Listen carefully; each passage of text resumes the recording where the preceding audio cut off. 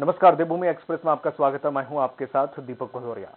दिल्ली पहुंचे सीएम पुष्कर सिंह धामी ने सीडीएस बिपिन रावत और उनकी पत्नी को श्रद्धांजलि अर्पित करते हुए दिवंगत आत्माओं को शांति प्रदान करने की ईश्वर से प्रार्थना की। सीएम धामी ने कहा कि बिपिन रावत की सादगी और उनका सहज सरल स्वभाव लोगों के दिलों में हमेशा याद रहेगा। सीएम ने कहा कि बिपिन रावत को खोना देश के लिए अपूर्णीय क्षति है और इसी के साथ कैबिनेट मंत्री डॉक्टर धन सिंह रावत और भाजपा प्रदेश अध्यक्ष मदन कौशिक ने भी श्रद्धांजलि अर्पित की।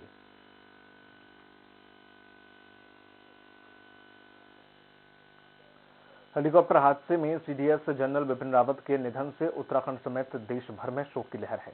दिल्ली में जाबाज जनरल बिपिन रावत को अंतिम विदाई देने आप नेता कर्नल अजय कोठियाल पहुंचे।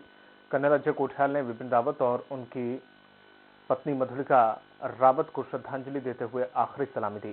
कर्नल कोठियाल के साथ यूथ फाउंडेशन के 500 से ज्यादा युवा और 100 से ज्यादा एक्स आर्मी जवानों ने भी अंतिम विदाई दी। इस दौरान कर्नल कोठियाल ने कहा कि यूथ फाउंडेशन के पीछे बिपिन रावत की सोच थी। आज देश ने नायाब हीरा खो दिया है। बिपिन रावत का जाना देश के साथ साथ उत्तराखंड को बड़ा नुकसान है।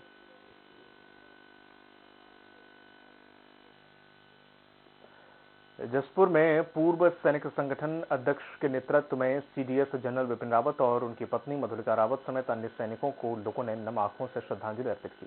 इस दौरान लोगों ने 2 मिनट का मौन रखकर उनकी प्रतिमा के सामने कैंडल जलाकर श्रद्धा सुमन अर्पित किए। आम जनता ने शहीदों की आत्मा की शांति के लिए ईश्वर से कामना की। पहले तो शांति सेवा समदर्शी संस्था और जितने भी एनजीओ है सभी के द्वारा श्रद्धांजलि सभा की गई। तदुपरांत कैंडल मार्च निकालकर सभी ने अपने डॉक्टर परिवार को अपनी संवेदना व्यक्त की है। कैंडल मार्च का आयोजन किया है। ये हमारे आर्मी ग्रुप जसपुर की तरफ से किया गया है, आर्मी परिवार ग्रुप, उसका मैं संचालन करता हूँ। मैं कैप्टन अब्दुल लतीफ और यहाँ पे तकरीबन हम 400 परिवार हैं ऐसा आर्मी ग्रुप से है। सीडीएस बिपिन रावत के निधन से मसूरी में श्रद्धांजलि कार्यक्रम किया गया। भाजपा मंडल अध्यक्ष के नेतृत्व में सीडीएस बिपिन रावत समेत अन्य 12 लोगों को श्रद्धांजलि अर्पित की गई। वहीं प्रदेश में भी 3 दिन का राजकीय शोक घोषित किया गया है। विभिन्न सामाजिक संगठनों ने भी बिपिन रावत की नम आंखों से उन्हें श्रद्धांजलि दी। उन्होंने कहा कि मैं सीडीएस भारत की सेनाओं को सशक्त करने और देश की रक्षा के कर्तव्यों को पूरी निष्ठा के साथ निभाया। देखिए, कल जो दुर्घटना हुई है उससे पूरा देश यानी पूरा विश्व जो है गमीन है और जो हमारे सीडीएस बिपिन रावत जी, उनकी धर्मपत्नी और जो हमारे अन्य सेना के अधिकारी हों, चाहे एयरफोर्स के अधिकारी हों, चाहे पायलट के क्रू हों, सभी की ओर से हम जो है यहाँ पर एक श्रद्धांजलि देने आए हैं। काशीपुर में भाजपुर में किसान यूनियन के लोगों ने बिपिन रावत और उनकी पत्नी समेत दिवंगत आत्माओं को श्रद्धांजलि अर्पित करते हुए 2 मिनट का मौन धारण किया। किसानों यूनियन के जो प्रदेश अध्यक्ष हैं करमबीर सिंह पड्डा, उन्होंने कहा कि बिपिन रावत का जाना देश के लिए अपूर्णीय क्षति है। बिपिन रावत हमेशा याद आएंगे। ये चाहेंगे कि हमें बहुत दुख है, हमारे बड़े अफसर रावत साहब और उनके साथ जो हमारे बड़े बड़े अफसर थे वो शहीद हुए हैं। हमें इस बात का बड़ा दुख है, बल्कि पूरे देश में ही उनका बहुत दुख मना रहे हैं। खबर काशीपुर से है। विमान क्रैश हादसे में शहीद सीडीएस बिपिन रावत समेत अन्य सैन्य अधिकारियों को भावभीनी श्रद्धांजलि अर्पित की गई। इस अवसर पर आम आदमी पार्टी के नेता और महिला कांग्रेस नेत्री मौजूद रहीं। उन्होंने जनरल के आकस्मिक निधन को देश के लिए बड़ी क्षति बताया। उन्होंने कहा कि देश सेवा को सदैव भारतवासी याद रखेंगे। भारत के इतिहास में पहली बार उत्तराखंड के लाल उत्तराखंड के सपूत को ये सम्मान दिया जाएगा, उससे पूरा उत्तराखंड वासी अपने आप को बहुत गौरवान्वित और सम्मानित महसूस कर रहा था। लेकिन दुर्भाग्य से आज इस दुर्घटना ने हम लोगों के उत्तराखंड वासी को बहुत दुख का एक पहाड़ टूट रहा है। आम आदमी पार्टी की हमारी बहनें कार्यकर्ता सब लोगों ने मिलकर एक कैंडल मार्च निकाला है, क्योंकि ये क्षति हुई है अपूर्णीय है। ये राष्ट्रीय क्षति है जिसको कभी पूरा नहीं जा सकता। और जनरल रावत आज दुनिया में नहीं है, लेकिन हर भारतवर्षी के दिल में वो हमेशा रहेंगे। खबर देहरादून से है। विधानसभा शीतकालीन सत्र के दूसरे दिन सदन की कार्यवाही प्रश्नकाल के साथ शुरू हुई। प्रश्नकाल के दौरान कांग्रेस विधायक ने रोजगार के मुद्दों को लेकर सवाल किया। उन्होंने प्रदेश में बेरोजगारी दर की स्थिति की भी जानकारी मांगी। श्रम मंत्री डॉक्टर हरक सिंह रावत ने जवाब देते हुए कहा कि प्रदेश में 7 लाख को नौकरी दी गई है। उन्होंने कहा कि भाजपा सरकार ने कोरोना काल के बाद ज्यादा नौकरियां दी हैं। बेरोजगारी दर डबल डिजिट में देने का काम किया और आंकड़े जो उन्होंने पेश किए माननीय नेता प्रतिपक्ष ने पूर्व अध्ययन करके वो रखे हैं, वो हम आपके सामने भी रख रहे हैं। ये इंजीनियरों से, डिप्लोमा होल्डर से, ITI किए हुए, ये कहना चाहती है कि आंकड़ों के चक्कर में मत पड़ो। खबर देहरादून से विधानसभा शीतकालीन सत्र के दौरान कांग्रेस सदन में लचर कानून व्यवस्था का मुद्दा उठाएगी। पूर्व कैबिनेट मंत्री यशपाल आर्य और उनके बेटे पर हमले के बाद से विपक्ष सवाल खड़े कर रहा है। सदन में कांग्रेस नियम 310 के तहत प्रदेश की कानून लचर कानून की जो व्यवस्था का मुद्दा है वो उठाने जा रही है। और कांग्रेस विधायक काजी निजामुद्दीन ने बताया कि पूर्व कैबिनेट मंत्री पर हुए हमले के बावजूद उन्हीं लोगों पर मुकदमा दर्ज कर दिया गया है। कांग्रेस इस मुद्दे को नियम 310 के तहत प्रमुखता से उठाने की मांग करेगी। मौजूदा इसी विधानसभा में मंत्री भी थे सरकार में और विधायक थे।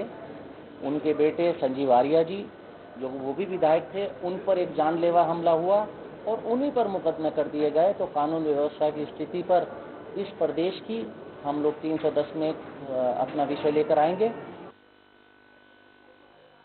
खबर देहरादून से है। किसान आंदोलन खत्म होने के बाद कैबिनेट मंत्री जगदीश्वरानंद ने किसानों को अपने साथ बताया और देश में किसान आंदोलन खत्म होने के बाद भाजपा इस पर माइलेज लेने की फिराक में है। कैबिनेट मंत्री यतीश्वरानंद ने कहा है कि कृषि कानूनों पर पीएम मोदी ने सही निर्णय लेकर किसानों का साथ दिया है। उन्होंने कहा कि 2022 विधानसभा चुनाव में किसान भाजपा के पक्ष में खड़ा होगा। हमेशा किसानों के साथ रहे हैं, आज भी और आगे भी रहेंगे। ये उसी का परिणाम है। आज पूरे देश के अंदर माननीय मोदी जी का किसान जय जयकार कर रहे हैं। वहीं हरिद्वार वन विभाग के नए डीएफओ धर्म सिंह मीणा ने कार्यभार संभाल लिया है। कार्यभार संभालते ही उन्होंने पत्रकारों से चर्चा करके कहा कि हरिद्वार में वन्य जीव और मानव संघर्ष को रोकना बड़ी चुनौती है। इसे रोकना ही प्राथमिकता रहेगी और आबादी क्षेत्रों में घुसने वाले खतरनाक जानवरों के लिए विलेज प्रोटेक्शन फोर्स का गठन किया जाएगा। और इसके साथ ही उन्होंने बताया कि हाईवे पर वन्य जीवों की मौत रोकने के लिए कॉरिडोर और अवैध खनन और वन संपदा की चोरी रोकने के लिए वन कर्मियों की गश्त बढ़ाई जाएगी। मानव वन्य जीव संघर्ष है, उसमें जो आम जनता है हरिद्वार की, उसका आह्वान कर रहे हैं आज आपके इस प्रेस कॉन्फ्रेंस के माध्यम से कि आप भी वन और वन्य जीवों के मैनेजमेंट में, प्रबंधन में हमारे सहभागी बने। खबर पिथौरागढ़ से है, जहां पर गंगोली हाट में मड़कनाली में सड़क निर्माण को लेकर ग्रामीणों का आमरण अनशन शुरू हो गया है और ये करीब 5 महीने से क्रमिक अनशन पर थे। अब ये ग्रामीण आमरण अनशन पर चले गए हैं। ग्रामीणों ने कहा कि अभी तक शासन और प्रशासन ने कोई सुध नहीं ली है। जब तक सड़क निर्माण की मांग पूरी नहीं होगी, आमरण अनशन जारी रहेगा। 52 दिन हो गए हैं जो कि हमारी कोई सरकार कोई सुध नहीं ले रही है। आज हम आमरण अनशन के लिए बैठे हैं यहाँ पे। जब तक हमारी रोड शुरू नहीं होगी तब तक हम लोग बैठे रहेंगे। खबर कर्णप्रयाग से है। सिवाई और गौचर में रेलवे टनल में 18 मजदूरों को वापस काम पर रखने की मांग को लेकर मजदूरों की हड़ताल जारी है। मजदूरों का कहना है कि डीबीएल कंपनी जब तक मजदूरों को वापस नहीं लेगी, हड़ताल आगे भी जारी रहेगी। मजदूरों का कहना है कि कंपनी ने बिना नोटिस दिए 18 मजदूरों को हटा दिया है। उन्होंने कंपनी पर शोषण करने का आरोप लगाया। ये मेरा आपसे वादा हमारी एक ही है और कंपनी ने यहाँ पर 2 नियम निकाले हैं। कहा कि बाहर वाले 12 घंटे कर सकते हैं और जो लोकल के भाई जिनकी खेती बाड़ी गई है, उनके मकान गए हैं, उन्हें कहा कि 8 घंटे आप काम करेंगे। 12-12, 13-13 घंटे काम करा के उनको मूल जो वेतन था उसमें आधा पैसा मिलता था। तो मजदूरों ने एक संगठन CITU संगठन बनाया और कंपनी से मांग किया कि हमारी जो मूल वेतन है उसे हमको दिया जाए। वक्त बाद छोटे से ब्रेक का, जल्द होंगे हाथ से।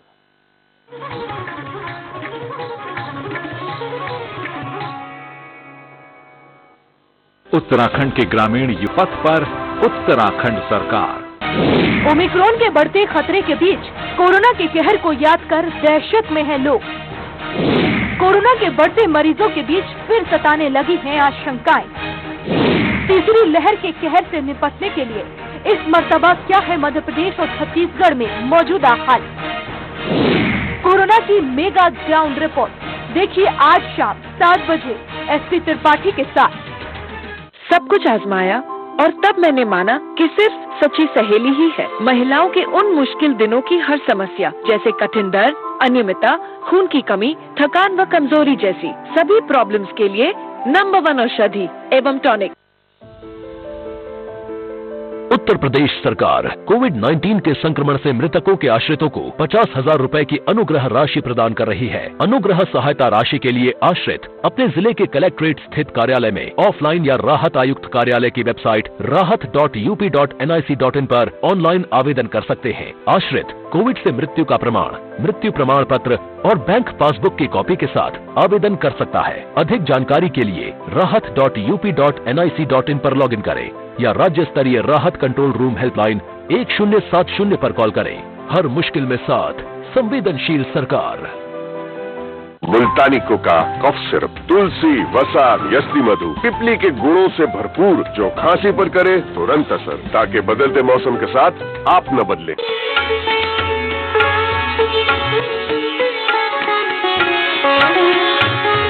महर्षि उपदेशामृत प्रवाह।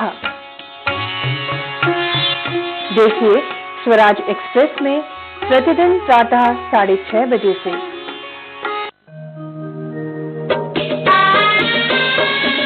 आपकी बात माननीय मुख्यमंत्री भूपेश बघेल के साथ। सुनिए लोकवाणी की 24वीं कड़ी 12 दिसंबर को सुबह 10:30 बजे से। लोकवाणी में इस बार माननीय मुख्यमंत्री नवा छत्तीसगढ़ और न्याय के 3 वर्ष विषय पर प्रदेशवासियों से बातचीत करेंगे। छत्तीसगढ़ के सभी आकाशवाणी केंद्रों, FM रेडियो एवं क्षेत्रीय समाचार चैनलों पर।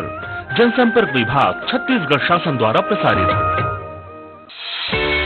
SRK University is one of the oldest university of Madhya Pradesh with well qualified and experienced faculty. 25 सालों से मध्य प्रदेश की विश्वसनीय यूनिवर्सिटी।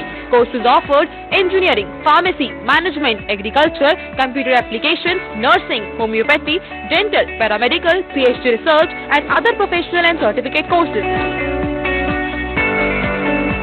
Contact 7024144981 और 828384। सब कुछ आजमाया और तब मैंने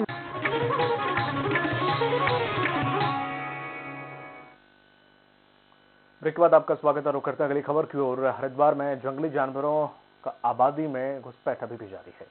दरअसल जंगली हाथियों के झुंड ने SSP कार्यालय के बाहर जमकर तोड़फोड़ की। इससे पहले वे कार्यालय के सामने काफी देर तक चहलकदमी करते रहे और इस दौरान हाथियों ने पेड़ को जड़ से उखाड़ दिया। आपको बता दें कि 2 दिन पहले भी हाथियों के एक झुंड ने जगजीतपुर में मातृ सदन आश्रम के पास आबादी में वो घुस गए थे और वहीं दूसरी ओर वन विभाग का अमला जंगली जानवरों को रोकने में असफल साबित हो रहा है।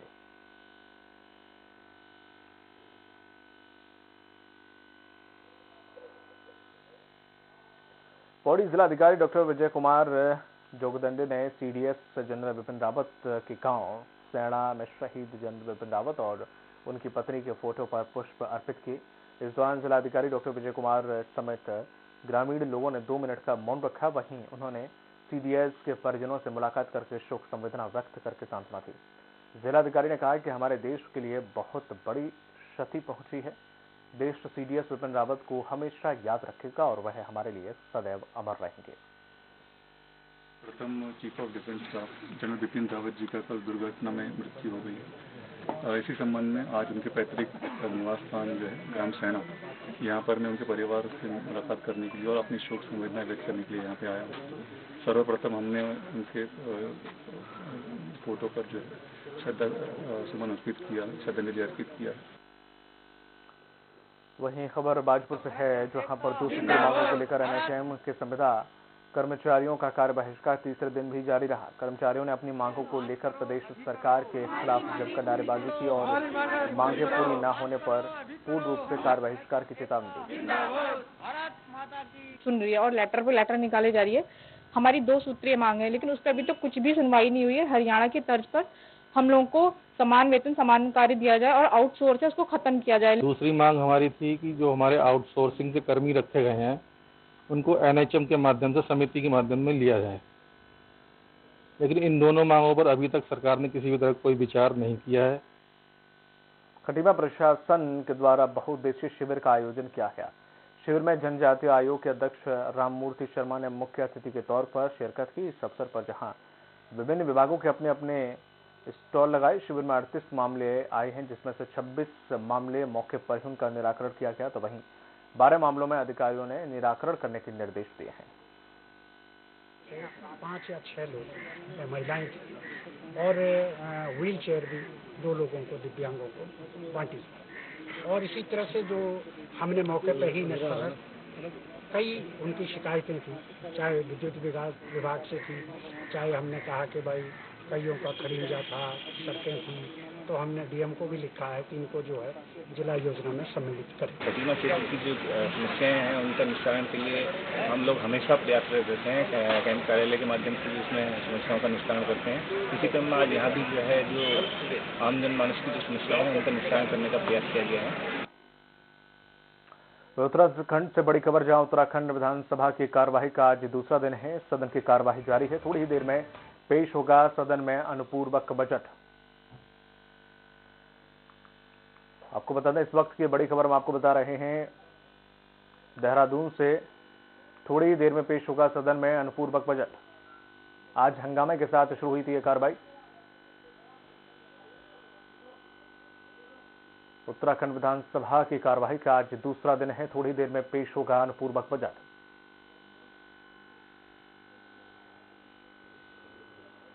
और आपको बता दें कि हंगामे के साथ आज की कार्यवाही शुरू हुई थी। आज हंगामे के साथ कार्यवाही शुरू होने के बाद आज कुछ ही क्षणों में कहा जा रहा है कि अनुपूरक बजट पेश होगा। थोड़ी ही देर में पेश होने वाला है अनुपूरक बजट।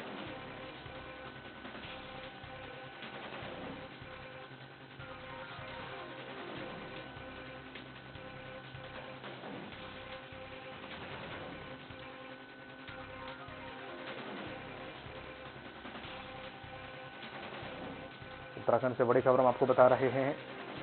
आज दूसरे दिन की कार्यवाही हंगामेदार रही।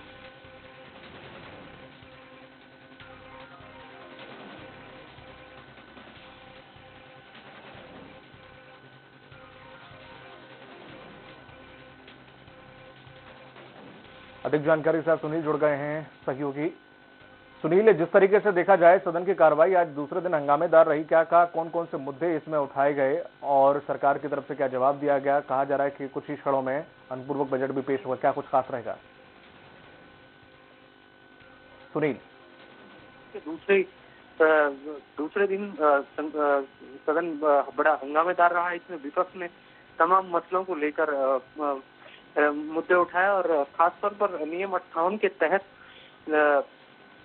विपक्ष ने बेरोजगारी को लेकर एक बड़ा मुद्दा उठाया। उन्होंने साफ तौर पर ये कहा है कि जो तो आंकड़े दिए हैं 2020 में जो विपक्ष ने मांगे थे उसमें 10 लाख लोगों को रोजगार देने की बात करी गई थी, जबकि 2021 में जो आंकड़े मांगे गए हैं उनमें 7 लाख लोगों को रोजगार देने की बात कही। तो इस मसले पर कहीं न कहीं जब श्रम मंत्री ने जवाब दिया तो उन्होंने साफ तौर पर गिरते हुए नजर आया। साफ तौर पर सरकार इस मसले पर गिरती हुई नजर आई। इसको लेकर सदन में काफी हंगामा हुआ और विपक्ष ने वॉकआउट कर दिया।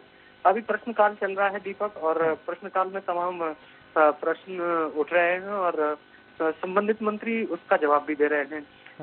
रेखा आर्या को लेकर सवाल उठाया गया है कि जो गौरा देवी कन्या दल है उसको लेकर भी यहाँ पर कई सारी खामियां थी, जैसे पैन कार्ड की वैधता साथी और वो जो आय प्रमाण पत्र बनने हैं उसमें 3000 रखा गया था, जबकि उसको बढ़ाकर अब 6000 कर दिया गया। तो कहीं न कहीं कई उत्तराखंड के लोगों को इसमें लाभ मिलेगा और ये जो तमाम सारी मसले यहाँ पर आए, प्रश्नकाल चल रहा है। हालांकि अभी अनुपूरक बजट पेश नहीं हुआ है। जो अनुपूरक बजट होगा वो उसमें 59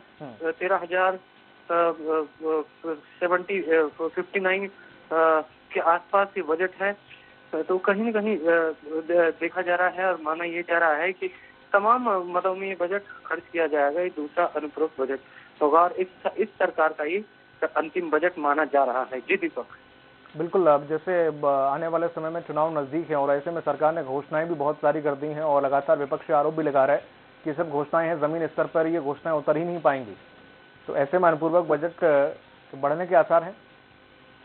जी दीपक, मैं आपको बता दूं कि जो यहाँ पर देखने को मिल रहा है और हम आज तक देखते आए हैं कि जो सरकार का अंतिम बजट होता है वो लोक लुभावना होता है और तमाम इसमें काफी सारी चीजें होती है जो लोगों को लुभाती हैं, अपनी तरफ खींचती, आकर्षित करती हैं।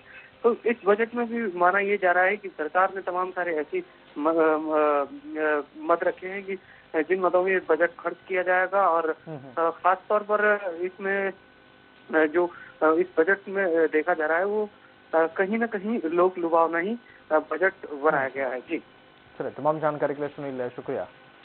लगातार नजर बनाए रखिएगा, पल पल के अपडेट आपसे लेते रहेंगे।